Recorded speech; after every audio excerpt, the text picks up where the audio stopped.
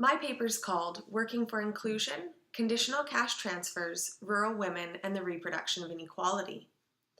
I wrote this paper because I wanted to disrupt widely held assumptions about what it takes to overcome poverty and exclusion. Over the past 2 decades, conditional cash transfer programs, or CCTs, have become what the economists termed the world's favorite new anti-poverty device. CCTs are used to break the intergenerational cycle of poverty and promote so-called inclusive development. CCTs function rather simply. Governments offer mothers a cash incentive if they meet a number of conditions related to developing their children's human capital.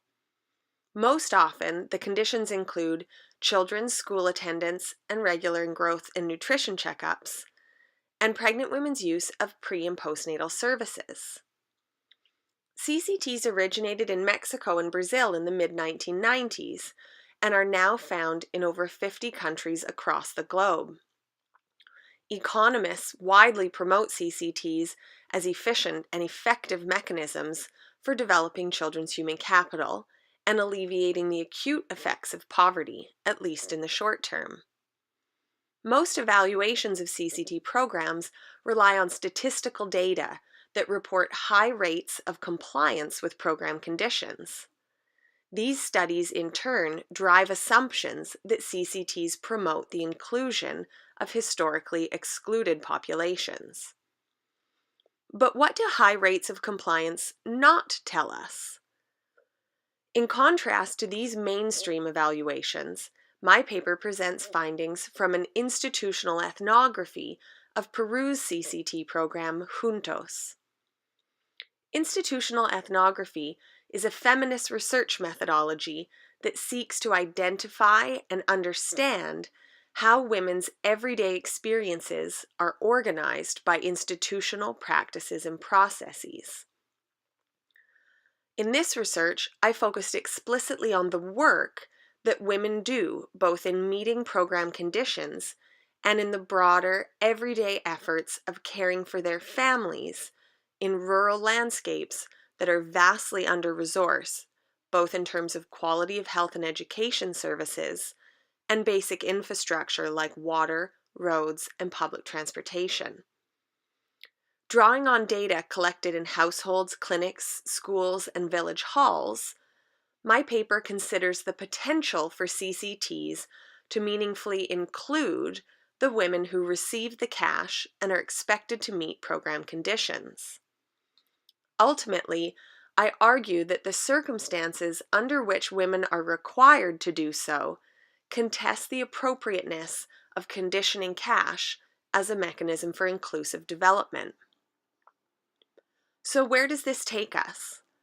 Practically speaking, the language of inclusion drives the biggest social and economic projects on the planet, including the recently unveiled United Nations Sustainable Development Goals. My paper intervenes in this global conversation, arguing that while well-intentioned, inclusive development can actually encapsulate projects that reproduce inequality precisely because inclusion goes unquestioned. There is a growing body of critical ethnographic work in political science, anthropology, and sociology that examines the grounded impacts of cash transfers. But many of these studies are aspatial, failing to really account for the landscapes over which CCTs are implemented. Critical geographers have a great deal to contribute in this regard, but as a discipline, we haven't really picked up on CCTs in the way others have. This means that there's a lot of room for geographers to intervene in conversations that stretch across disciplinary boundaries. I hope that this paper provokes a more critical engagement with so-called inclusive development, including what we actually mean when we use the word inclusion, who gets to be included, and on what terms. In holding the language of inclusion to account, this paper forces a policy dialogue that goes beyond using women as a means to an end, whether that is the betterment of their households, communities, or the economy, and instead attends to underlying drivers of inequality. This means doing the uncomfortable and often more complicated work of understanding why poverty and inequality exists in the first place, and building political, economic, and social systems that provide all people with the means to thrive.